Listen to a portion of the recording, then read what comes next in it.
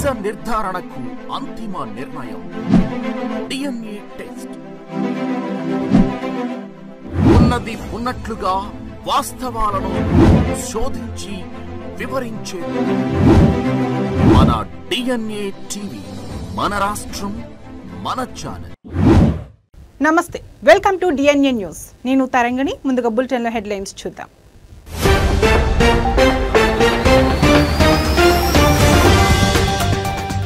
రేపు వారణాసిలో మోడీ పర్యటన, పలు అభివృద్ధి కార్యక్రమాలు ప్రారంభించనున్న ప్రధాని.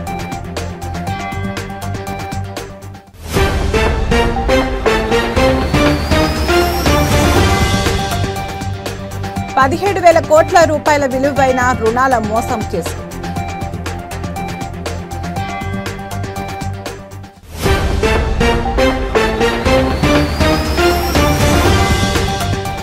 హెచ్సిఏలో భారీ కుదుపు, హెచ్సిఏ అధ్యక్షుడు Jaganmohan Rao suspend.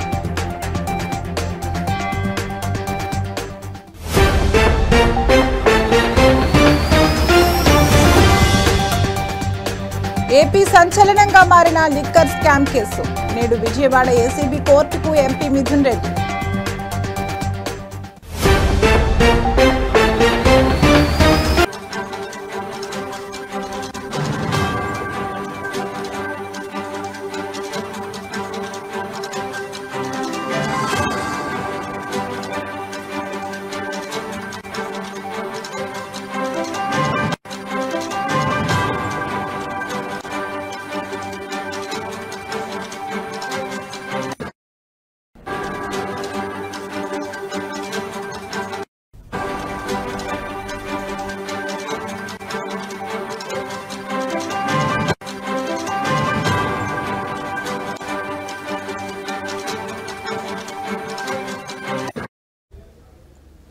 Breaking news చూస్తున్నాం. ప్రధాని మోడీ రేపు వారణాసిలో పర్యటించనున్నారు.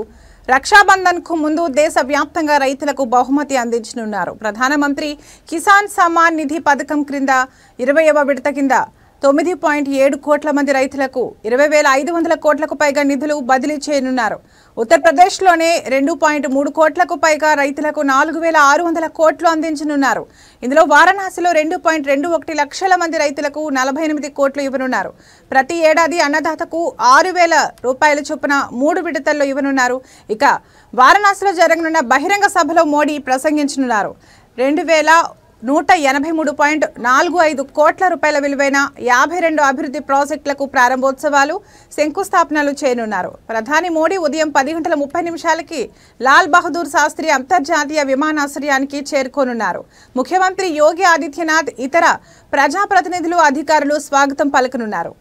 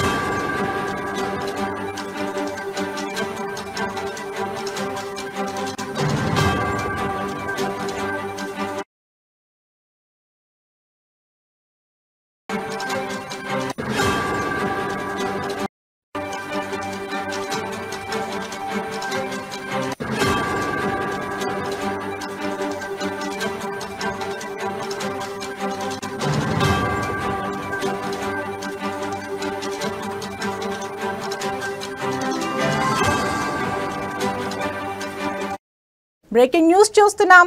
రిలయన్స్ గ్రూప్ చైర్మన్ అనిల్ అంబానీకి ఈడీ నోటీసులు జారీ చేసింది. 17,000 కోట్ల విలువైన లోన్ మోసం కేసులో ఎన్ఫోర్స్మెంట్ డైరెక్టరేట్ సమన్లు జారీ చేసింది.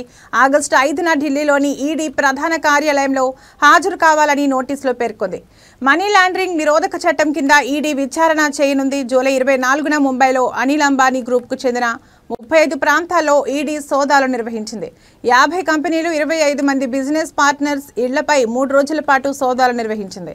రిలయన్స్ గ్రూప్కి చెందిన అనేక ఆస్తులు లావాదేవీలపై కూడా ఈడీ అధికారులు దృష్టి పెట్టారు. ఇక గురువారం కూడా 4 ప్రాంగణాల్లో వరుస సోదాలు నిర్వహించింది. భువనేశ్వర్లో 3, కోల్కతాలో ఒక్కచోట సోదాలు చేశారు. తాజా దర్యాప్తులో 68 కోట్ల రూపాయల నకిలీ బ్యాంకు గ్యారంటీ అభియోగం మోపబడింది. అనిల్ అంబానీకి చెందిన కంపెనీలు వేల కోట్ల రూపాయల విలువైన బ్యాంకు రుణ మోసానికి పాల్పడ్డాయనే ఆరోపణలపై ఈడీ కేసు నమోదైంది. 2017 నుండి 2019 మధ్య అనిల్ అంబానీ గ్రూప్ కంపెనీలకు యెస్ బ్యాంక్ ఇచ్చిన 3,000 కోట్ల రూపాయల రుణాలు చట్ట వ్యతిరేక పద్ధతుల్లో దారి మళ్లాయన్న ఆరోపణలు వచ్చాయి. ఆ బ్యాంకు మాజీ ప్రమోటర్లకు లంచమిచ్చారన్న అభియోగాలు ఉన్నాయి. రిలయన్స్ ఇన్ఫ్రాస్ట్రక్చర్ తీసుకున్న 10,000 కోట్ల రూపాయల రుణాలను కూడా దారి మళ్లించారనే ఆరోపణలు ఉన్నాయి.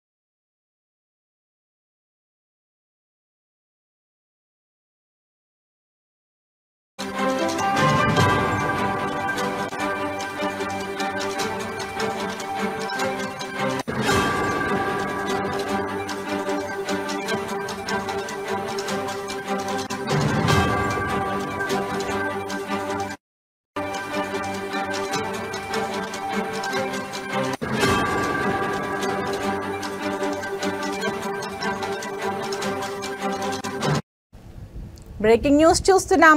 హైదరాబాద్ క్రికెట్ అసోసియేషన్ అక్రమాల వ్యవహారంలో సిఐడి దర్యాప్తులో సంచలన విషయాలు వెలుగులు చూసిన విషయం తెలిసిందే. తాజాగా హెచ్సిఏలో భారీ కుదుపు చోటు చేసుకుంది. హెచ్సిఏ అపెక్స్ కౌన్సిల్ కీలక నిర్ణయం తీసుకుంది. హెచ్సిఏ అధ్యక్షుడు జగన్మోహన్ రావును సస్పెండ్ చేసినట్లు తెలిపింది. కార్యదర్శి దేవరాజ్ ఖజాంచి శ్రీనివాసరావు పదవి నుంచి తొలగించినట్లు పేర్కొంది. 28 జూలై 2025న జరిగిన అత్యవసర సమావేశంలో ఏకగ్రీవంగా నిర్ణయం తీసుకున్నట్లు వివరించింది.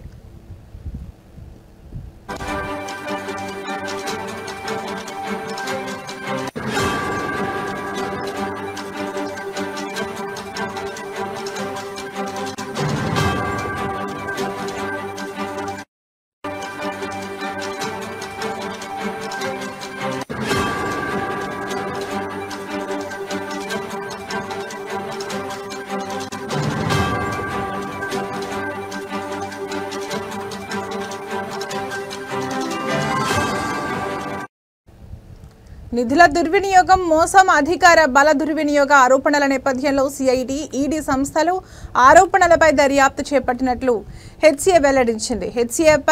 హెచ్సిఏ నియమ నిబంధనల ప్రకారం చర్యలు తీసుకున్నట్లు తెలిపింది. పారదర్శకత, నైతిక విలువలకు కట్టుబడి ఉన్నామని హెచ్సిఏ కౌన్సిల్ వెల్లడించింది. సంఘం న్యాయబద్ధతను కాపాడేందుకే చర్యలు తీసుకున్నామని హెచ్సిఏ అపెక్స్ కౌన్సిల్ తెలిపింది.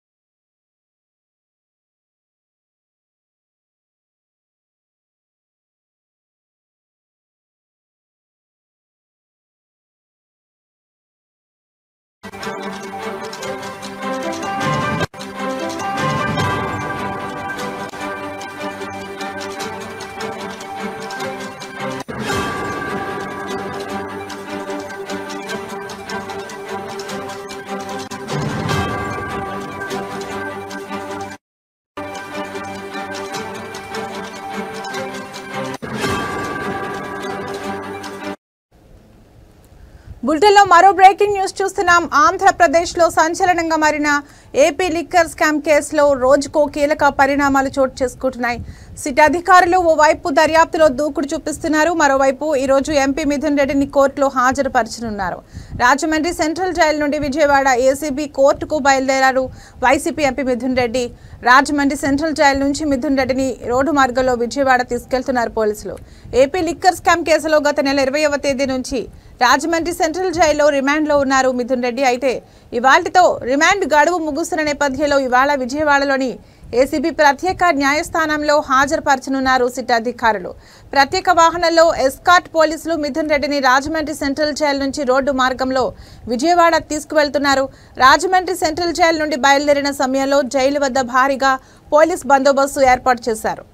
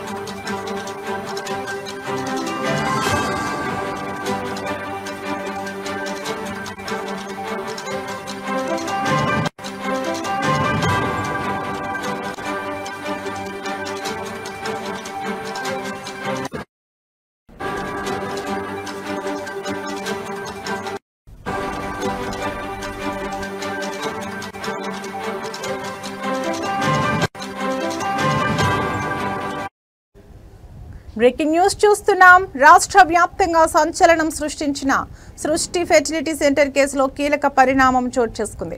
ఇవాళ డాక్టర్ నమ్రతను పోలీసులు కస్టడీకి తీసుకొనున్నారు. ఇవాళ నుంచి 5 రోజుల పాటు నమ్రతను గోపాలపురం పోలీసులు విచారించనున్నారు. ప్రస్తుతం నమ్రత హైదరాబాద్లోని చంచల్గూడ జైల్లో ఖైదీగా ఉన్నారు. ఆమెను జైలు నుంచి కస్టడీకి తీసుకొనున్నారు పోలీసులు. నమ్రతపై హ్యూమన్ ట్రాఫికింగ్తో పాటు పలు కేసులు నమోదు చేసినట్లు తెలిపారు. పిల్లలు లేని దంపతులను టార్గెట్గా చేసుకుని భారీ మొత్తంలో డబ్బులు వసూలు చేసినట్లు గుర్తించారు.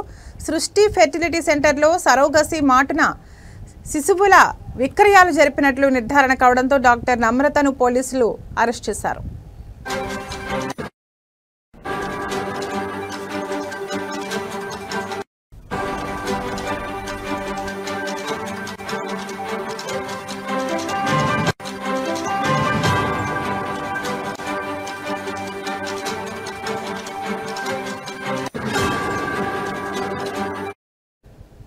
కొన్నేళ్ల క్రితం సృష్టి ఫెర్టిలిటీ సెంటర్ పేరుతో ఓ కేంద్రాన్ని ప్రారంభించిన డాక్టర్ నమ్రత పిల్లలు లేని దంపతుల లక్ష్యంగా సోషల్ మీడియా ద్వారా తన కేంద్రానికి విస్తృత ప్రచారం చేసుకున్నారు.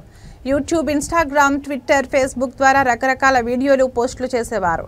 టెస్ట్ ట్యూబ్ బేబీ, సరోగసి విధానాల ద్వారా తల్లిదండ్రులు కావాలనే కోరికను తన ఆసుపత్రిలో నెరవేర్చుకోవచ్చని ప్రచారం చేసేవారు.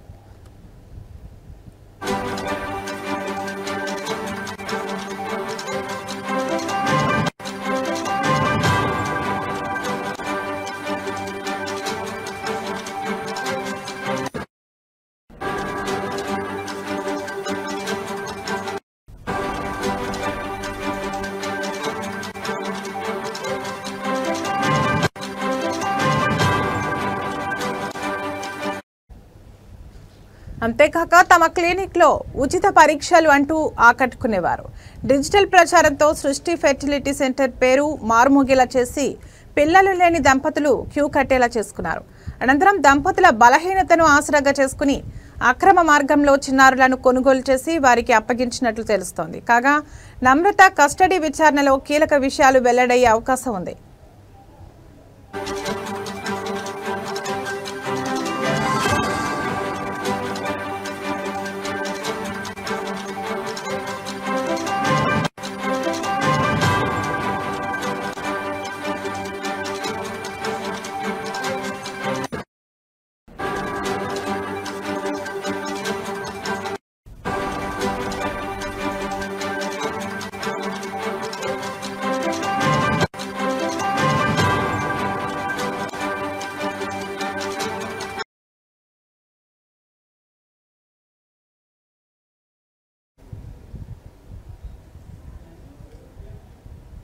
టాలీవుడ్ రౌడీ బాయ్ గా తనకంటూ ప్రత్యేక స్థానాన్ని సంపాదించుకున్న విజయ్ దేవరకొండ కింగ్డమ్ మూవీతో ప్రేక్షకుల ముందుకు వచ్చాడు. డైరెక్టర్ గౌతమ్ తెన్ననూరి దర్శకత్వం వహించిన ఈ మాస్ యాక్షన్ ఎంటర్టైనర్ జూలై 31న రిలీజ్ అయి పాజిటివ్ టాక్ సొంతం చేసుకుంది.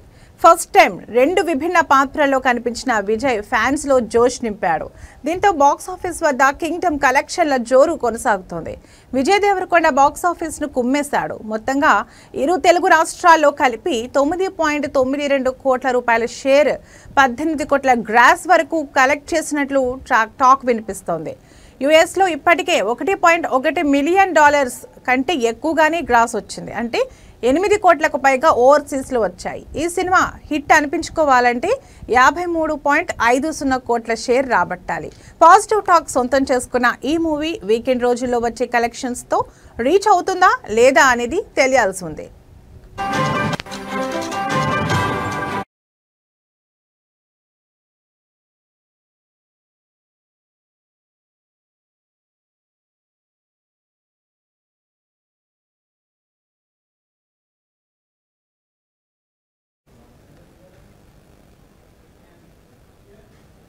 లండన్లోని ఓవల్ మైదానం వేదికగా ఇంగ్లాండ్తో జరుగుతున్న 5వ టెస్టులో భారత జట్టు తడబడింది.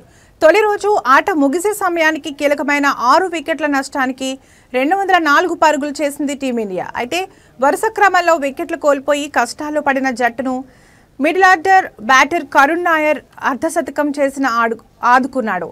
కరుణ్ 98 బంతుల్లో 52 రన్స్తో తన బ్యాటింగ్ను కొనసాగిస్తున్నాడు. ఇక అతడితో పాటు వాషింగ్టన్ సుందర్ ప్రస్తుతం క్రేజ్లో ఉన్నాడు.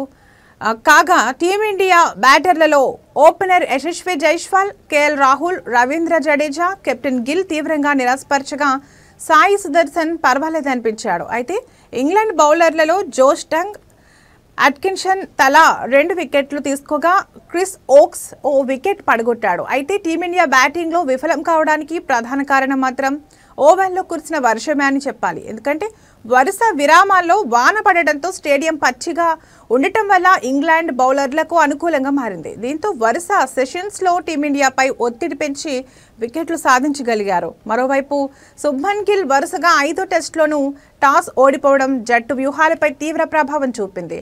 రెండో రోజు ఆటలో బ్యాటింగ్ పటిష్టంగా కొనసాగితేనే భారత్ తిరిగి మ్యాచ్లో నిలుస్తుంది. లేకపోతే ఈ సిరీస్ను టీమిండియా కోల్పోయే అవకాశం ఉంది.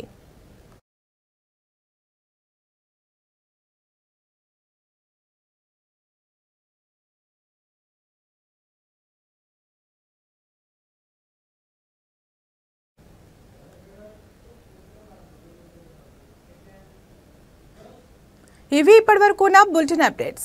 మరో బులెటిన్లో మళ్ళీ కలుద్దాం. నమస్తే.